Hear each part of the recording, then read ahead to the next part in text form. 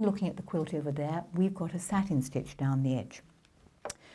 You would need to thread your machine up with one of those very nice variegated thread. I'm again just using black to save time.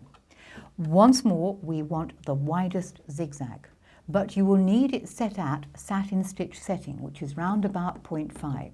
So reduce your stitch length to about 0.5, 0.45 or 6, whatever it will be. If you find it jams up, forget it, extend the stitch length a little bit. Don't try to shove the fabric through, because all that will happen is you'll get in an awful mess. It's not a good idea to start off on a thread saver either, so just pull the thread saver to the back.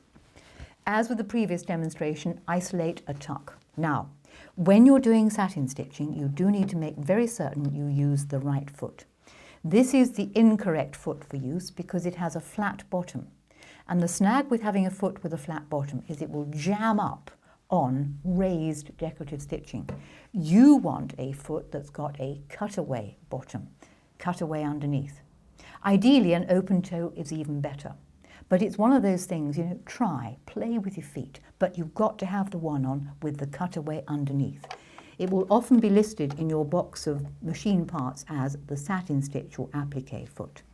So I've got that foot on, the widest satin stitch width, and closed up to about 0.45 or 6.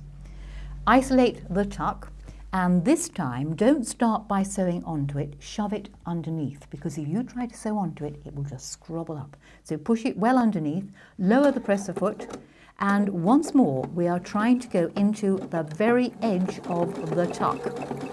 If you find the stitching is still a little wide apart, you can close up the satin stitch. The trick with using satin stitch is you've got to run that machine like there's no tomorrow.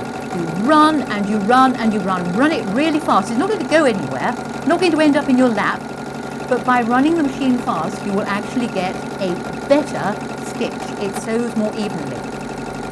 And you are going to plod on, plod on. It takes a forever. And I must confess, I shan't bother too much with going right to the very end, because otherwise you and I will be sitting here for absolutely ages. But the effect that you get will look like this. It is a little edging of colour down the edge of the tuck. And imagine that in those variegated threads. Just couldn't be nicer.